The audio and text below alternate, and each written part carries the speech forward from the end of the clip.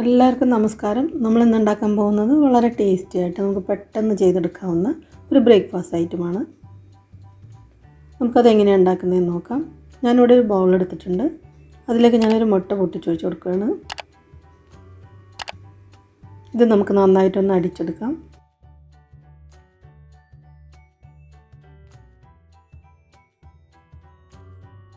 ഇനി ഇതിലേക്ക് 1 ടീസ്പൂൺ പഞ്ചസാര ചേർത്ത് കൊടുക്കുന്നുണ്ട്.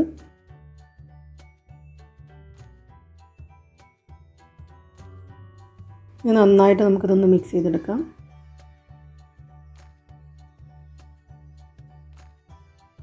ഇനി ഇതിലേക്ക് 1 കപ്പ് വെള്ളം ചേർത്ത് കൊടുക്കാം.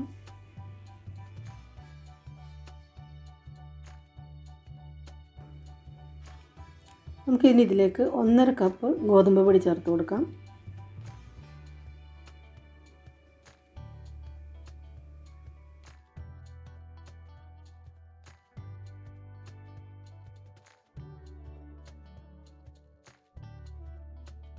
ഇതിലേക്ക് നമുക്ക് 1 ടീസ്പൂൺ ഉപ്പ് ചേർത്ത് കൊടുക്കാം.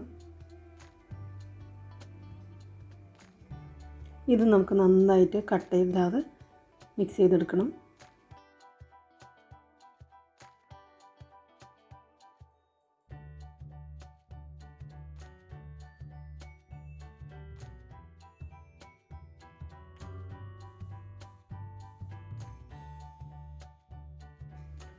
വെള്ളം വേണമെങ്കിൽ ആവശ്യത്തിന് ഒഴിച്ചത് മിക്സ് ചെയ്തെടുക്കാം.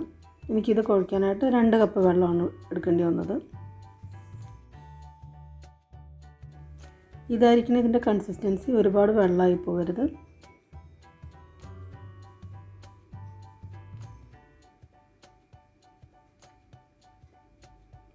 ഇപ്പോൾ നമ്മുടെ ബാറ്റർ റെഡി ആയിട്ടുണ്ട്. നമുക്കിത് മാറ്റി വയ്ക്കാം. ഇനി നമുക്ക് ഒരു പാൻ അടുപ്പിൽ വയ്ക്കാം. ഇതൊന്ന് ചൂടായി വരുമ്പോൾ ഇതിലേക്ക് 2 ടീസ്പൂൺ ഓയിൽ ചേർത്ത് കൊടുക്കാം.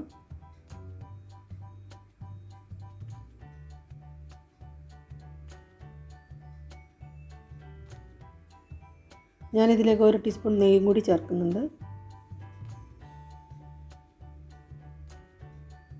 ഇനി നമുക്കിതിലേക്ക് അരിഞ്ഞു വെച്ചിരിക്കുന്ന ഒരു വലിയ സവാളയാണ്, അത് ചേർത്ത് കൊടുക്കാം. ഇനി നമുക്ക് ഈ സവാള നന്നായിട്ടൊന്ന് വഴറ്റിയെടുക്കണം.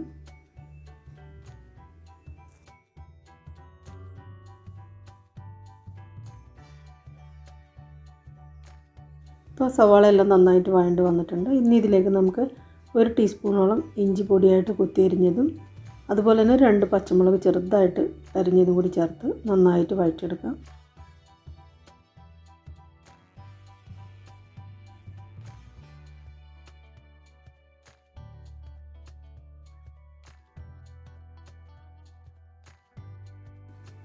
ഇപ്പോൾ നമ്മുടെ ഉള്ളിയും ഇഞ്ചിയും എല്ലാം നന്നായിട്ട് വഴണ്ട് വന്നിട്ടുണ്ട്. ഇനി ഇതിലേക്ക് നമുക്ക് ഒരു ചെറിയ തക്കാളി ചെറുതായിട്ട് മുറിച്ചതും കൂടി ചേർത്ത് കൊടുക്കാം. ഇത് നമുക്ക് വഴറ്റേണ്ട ആവശ്യമൊന്നുമില്ല, ജസ്റ്റ് ഒന്ന് മിക്സ് ചെയ്തെടുത്താൽ മതി.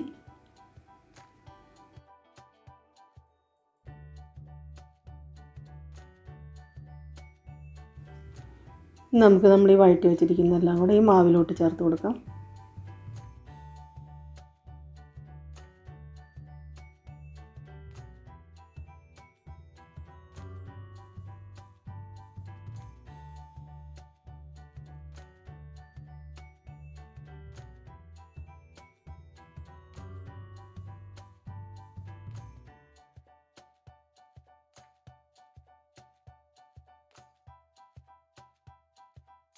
അതുപോലെ തന്നെ ഞാനിവിടെ ഒരു 1/4 കപ്പോളം ചെറിയ തേങ്ങ എടുത്തിട്ടുണ്ട്, അതുകൂടി ചേർത്ത് കൊടുക്കുന്നുണ്ട്.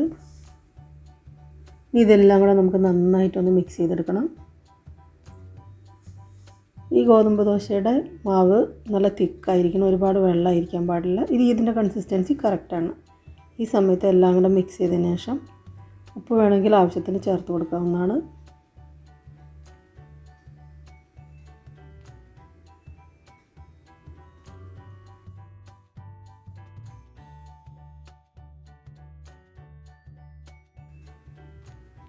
അപ്പോൾ നമ്മുടെ ബാറ്റർ റെഡി ആയിട്ടുണ്ട്.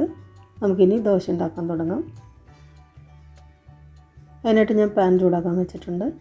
നമുക്കിതിലേക്ക് മാവ് പതുക്കെ ഒഴിച്ചു കൊടുക്കാം.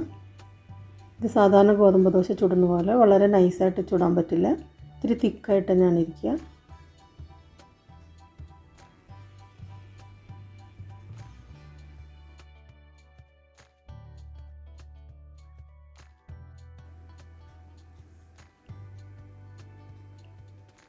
ഇതിന് മുകളിൽ നമുക്ക് കുറച്ച് നെയ്യ് പരട്ടി കൊടുക്കാം. നെയ്യോ ഓയിലോ നിങ്ങളുടെ താല്പര്യമുള്ളതനുസരിച്ചിട്ട് എന്താണെന്ന് വെച്ചാൽ ഉപയോഗിക്കാവുന്നതാണ്. രണ്ട് സൈഡും നല്ല ഗോൾഡൻ കളർ ആവുന്ന വരെ, നല്ല ക്രിസ്പി ആവുന്ന വരെ നമുക്ക് ഇത് തിരിച്ചും മറിച്ചിട്ട് നന്നായിട്ട് മൊരിച്ചെടുക്കണം. ഇത് വളരെ ടേസ്റ്റി ആയിട്ടുള്ളൊരു ദോശയാണ്. ഇതിന് നമുക്ക് ചട്നിയോ കറിയോ ഒന്നും ആവശ്യമില്ല, നമുക്ക് പെട്ടെന്ന് ചെയ്തുണ്ടാക്കാവുന്നതാണ്. നമുക്ക് രാവിലെ ആയാലും ഈവനിങ്ങിലായാലും ഒക്കെ പെട്ടെന്ന് തന്നെ ഉണ്ടാക്കിയെടുക്കാവുന്നതാണ്. കുട്ടികൾക്ക് വേണമെങ്കിൽ ലഞ്ച് ബോക്സിൽ കൊടുത്തും വിടാവുന്നതാണ്.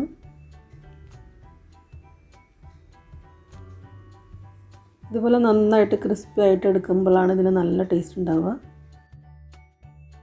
ഇപ്പോൾ നമ്മുടെ ക്രിസ്പി ആയിട്ടുള്ള ഗോതമ്പ് ദോശ റെഡി ആയിട്ടുണ്ട്. ഇതുപോലെ നമുക്ക് ബാക്കിയിരിക്കുന്ന മാവ് കൊണ്ടെല്ലാം ഉണ്ടാക്കിയെടുക്കാം.